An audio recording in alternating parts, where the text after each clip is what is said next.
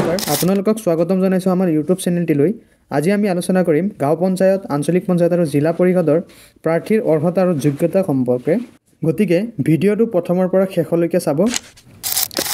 প্ৰথমতে চাওক, ইয়াতে প্ৰাৰ্থীৰ বয়স আৰু শিক্ষাগত অৰ্হতাৰ সম্পৰ্কে। প্ৰাৰ্থীসকল নিম্নতম বয়স হ'ব লাগিব 21 বছৰ।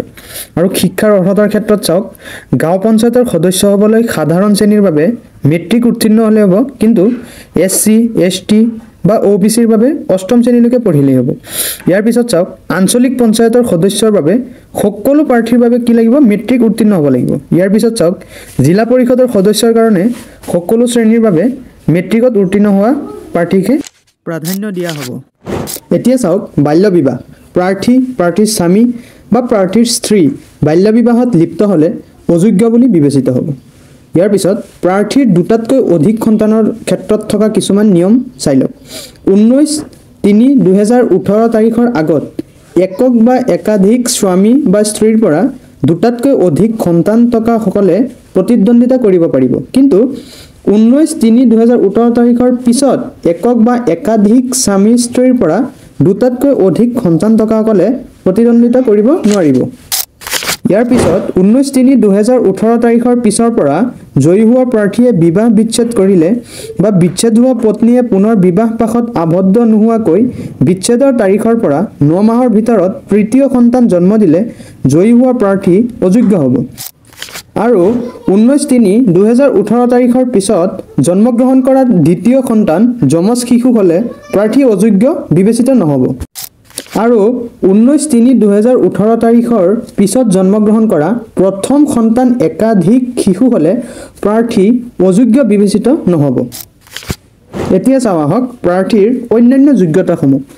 নৈতিক স্খলন সম্পৰ্কীয় অপৰাধত চৰকাৰী চাকৰিৰ পৰা বৰ্খাস্ত হোৱা ব্যক্তি বৰ্খাস্ত হোৱা তাৰিখৰ পৰা 5 বছৰ পাৰ নহ'লে অযোগ্য বিবেচিত হ'ব।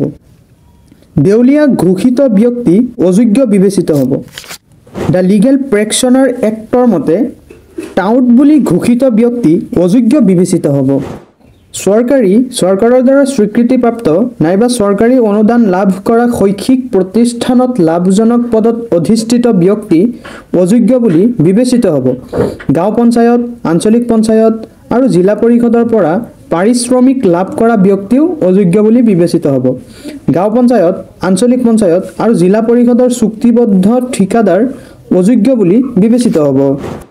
The representation of people act 1951 section 135 নাইবা ছেকশ্যন 136(2) মতে দোষী সাব্যস্ত হোৱা ব্যক্তি দোষী সাব্যস্ত হোৱা তাৰিখৰ পৰা 4 বছৰ পাৰ নহ'লে অযোগ্য বুলি বিবেচিত হ'ব। কৰাপ্ট প্ৰেক্টিচৰ বাবে নিৰ্বাচন বাতিল হোৱা ব্যক্তি বাতিল হোৱা তাৰিখৰ পৰা 4 বছৰ পাৰ নহ'লে অযোগ্য বুলি বিবেচিত হ'ব। দ্য পঞ্চায়ত এক্ট 1994 আৰু ৰুলছৰ মতে পৰিশোধ কৰিবলগীয়া কৰ, মাচুল আদিৰ ক্ষেত্ৰত বাকীদাৰ ব্যক্তি অযোগ্য বুলি বিবেচিত হ'ব। সমবায় সমিতিৰ পৰা ঋণ লৈ পৰিশোধ নকৰা ব্যক্তি অযোগ্য বুলি বিবেচিত হ'ব।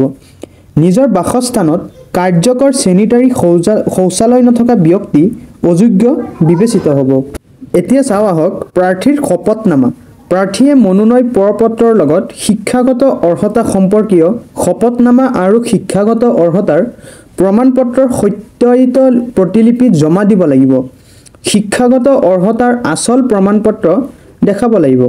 প্ৰাৰ্থীয়ে মনোনয়ন প্ৰপত্ৰৰ লগত দাখিল কৰা শপতনামাত নিজৰ বাসস্থানত কাৰ্যকৰ চেনিটাৰী শৌচালয় থকা বুলি উল্লেখ থাকিব লাগিব। এতিয়া চাওঁ আহক ভোটাধিকাৰ। কোনো ব্যক্তি একাধিক গাঁও পঞ্চায়তৰ ভোটাৰ হ'ব নোৱাৰিব। কোনো ব্যক্তিয়ে একাধিক গাঁও পঞ্চায়ত অথবা একাধিক জিলা পৰিষদত ভোটাধিকাৰ প্ৰয়োগ কৰিব নোৱাৰিব। এতিয়া চাওঁ আহক দলত্যাগ বিৰোধী পদক্ষেপ। দলীয় প্ৰতীকত নিৰ্বাচিত হোৱা জিলা পৰিষদৰ সদস্য বা সদস্যাই নিজ ইচ্ছাৰে সেই দলত্যাগ কৰিলে অযোগ্য বুলি ঘোষিত হ'ব। দলীয় প্ৰতীকত নিৰ্বাচিত হোৱা জিলা পৰিষদ সদস্য বা সদস্যাৰ সেই দলৰ 50% কম সদস্য বা সদস্যাই দলত্যাগ কৰি অন্য দলত যোগদান কৰিলে অযোগ্য বুলি ঘোষিত হ'ব। আৰু দলীয় প্ৰতীকত নিৰ্বাচিত হোৱা জিলা পৰিষদৰ সদস্য বা সদস্যাই নিজা দলৰ প্ৰাৰ্থীৰ বিৰুদ্ধে সভাপতি, উপসভাপতি ও স্থায়ী কমিটিৰ সদস্য নিৰ্বাচনত আৰু অনাস্থা প্ৰক্ৰিয়াত ভোটদান কৰিলে নাইবা ভোটদানৰ পৰা বিৰত থাকিলে অযোগ্য বুলি ঘোষিত হ'ব। ধন্যবাদ সকলোকে ভিডিঅ'টি চোৱাৰ বাবে। যদি আপোনালোকে ভিডিঅ'ৰ পৰা কিবা উপকৃত হৈছে তেন্তে ছাবস্ক্ৰাইব, লাইক আৰু কমেণ্ট কৰি শ্বেয়াৰ কৰি দিব। ধন্যবাদ।